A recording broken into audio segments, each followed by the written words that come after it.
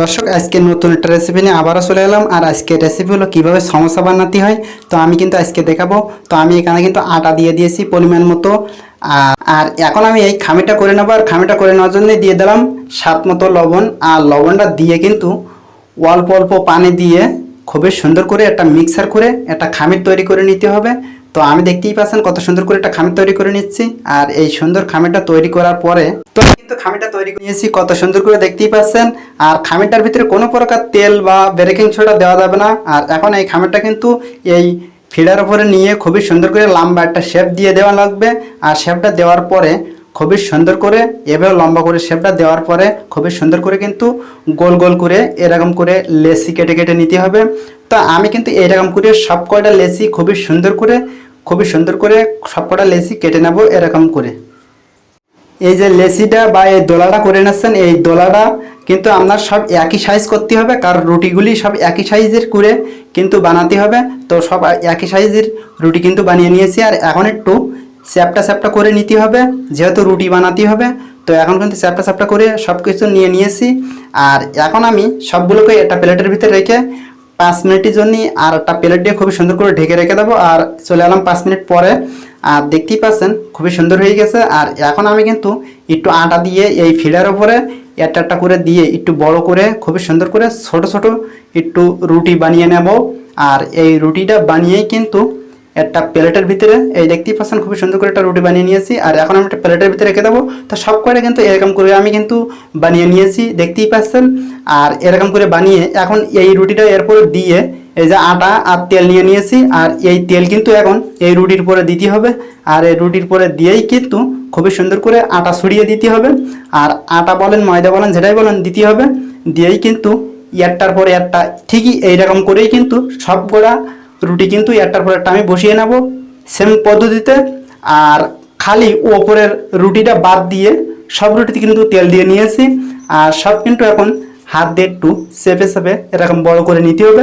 আর পরে একটু বেলে নিতে হবে। আর আমার কিন্তু বেলা হয়ে গেছে। তো এখন কিন্তু আমি একটা আটা তৈরি করে নিতে হবে একটু ময়দা দিয়ে আর একটু পানি দিয়ে খুবই সুন্দর করে একটু আটা তৈরি করে নিতে হবে। এই আটাটা কিন্তু পরে কাজে লাগবে, তো আটাটা আগে বানিয়ে নিয়েছি। আর এখন আমি যে রুটিগুলি একসাথে করে সব বেলে নিয়েছি। আর এই রুটি একটার পর একটা দিয়ে খুবই সুন্দর করে বেলে নিয়েছি। আর এখন আমি এই গ্যাসের চুলায় খুবই সুন্দর করে একটা প্লেট বা একটা তাওয়ার সাহায্যে নিয়ে খুবই সুন্দর করে কিন্তু এভাবে সেঁকে নিতে হবে, যেভাবে আমরা বাসায় রুটি সেকেন এইভাবে কিন্তু সেঁকে নিতে হবে। আর এইভাবে দেখতেই পাচ্ছেন একটু এপিট ওপিট করে দিয়েই কিন্তু হালকা সেঁকে নিয়ে এই একটার পর একটা কিন্তু তুলে নিতে হবে। খুবই সুন্দর করে কিন্তু এই একটার পরটা আস্তে আস্তে তুলে নিতে হবে, কোনো তাড়াহুড়ো করা যাবে না। দেখতেই পাচ্ছেন একটার পর একটা কিন্তু তুলে নিয়েছি। আর এইভাবে কিন্তু সব কয়টা একটু আস্তে আস্তে তুলে নিতে হবে। তো আমি কিন্তু খুবই সুন্দর করে তুলে নিয়েছি একটার পর একটা। এখন কিন্তু মেন কাজটা একটা রুটি এই ফিডার উপর রেখে খুবই সুন্দর করে কিন্তু এইভাবে কেসি দিয়ে খুবই সুন্দর করে কেটে নিতে হবে বা ছুরি দিয়ে খুবই সুন্দর করে কেটে নিতে হবে। তো এইভাবে কিন্তু খুবই সুন্দর করে কেটে নিতে হবে। আর এতে যে কাটা এগুলি বাদ পড়বে অংশগুলি সব কিন্তু রেখে দিতে হবে, এগুলি কিন্তু পরে কাজে লাগবে। তো এইভাবে কিন্তু মাপে খুবই সুন্দর করে কেটে নিয়েছি। আর দেখতেই পাচ্ছেন এইভাবে কিন্তু একটা মাপ আগে একটা কেটে নিয়ে নিতে হবে যে আমার হচ্ছে কিনা। তো এইভাবে দেখতেই পাচ্ছেন খুবই সুন্দর করে আমি সব কটা কেটে নিয়েছি, খুবই পাতলা পাতলা করে আর খুবই একই সাইজ করে কিন্তু খুবই সুন্দর করে কেটে নিয়েছি, দেখতেই পাচ্ছেন। আমি কিন্তু এগুলি কেটে নিয়েছি। আর এখন ওর থেকে যে বাকি অংশটা যে কেটে কেটে বাদ দিয়ে রেখে দিয়েছিলাম সেটা কিন্তু এখন আমার কাজে লাগবে। তো এখন কিন্তু এইভাবে খুব সুন্দর সুন্দর করে ছোট ছোট করে কিন্তু ওই বাদ দেওয়া অংশগুলি কেটে নিয়েছি। আর এগুলি কিন্তু এখন খুবই সুন্দর করে এই গরম তেলে খুবই সুন্দর করে কিন্তু ভেজে নিতে হবে। তো আমি কিন্তু এই খুবই সুন্দর করে ভেজে নিচ্ছি।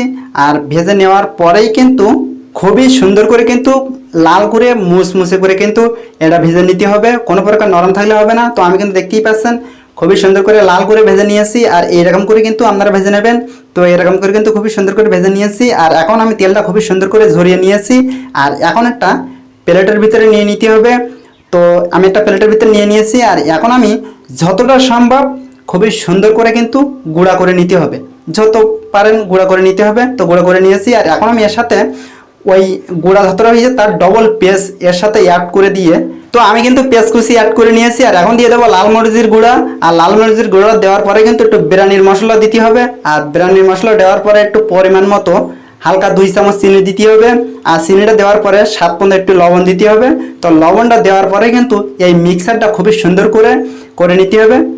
যেভাবে আপনারা মাছ ভর্তা করেন এভাবে কিন্তু খুবই সুন্দর করে মাছ ভর্তার মতো এটা বানিয়ে নিতে হবে। তো আমি কিন্তু বানিয়ে নিয়েছি। তো এখন হলো মেন কাজটা। তো আমি যে রুটির যে এটা কেটে নিয়েছিলাম সেটাই কিন্তু এখন ভাজে ভাজে খুবই সুন্দর করে এইভাবে কিন্তু পানের খিলার মতো করে কিন্তু এই যে মশলাগুলি এই মশলাগুলি কিন্তু এর ভিতরে যতটা পরিমাণে ধরে ততটা পরিমাণে দিয়ে একটু খালি রাখতে হবে। খুবই সুন্দর করে দিয়ে কিন্তু এই যে আটা বানিয়ে রাখছিলাম এই ময়দার আটাটা কিন্তু এখন এতে কাজে লাগাবো। পুরো এই ওপরের পাটটাই সব কিন্তু লাগিয়ে নিতে হবে। লাগিয়ে নিয়েই কিন্তু ওই পাটটা কিন্তু এর সাথে খুবই সুন্দর করে লাগিয়ে দিতে হবে। দিলেই কিন্তু দেখবেন খুবই সুন্দর লেগে যাবে। আর এইরকম করে কিন্তু সব কয়টা সমোসা আমি বানিয়ে নেব।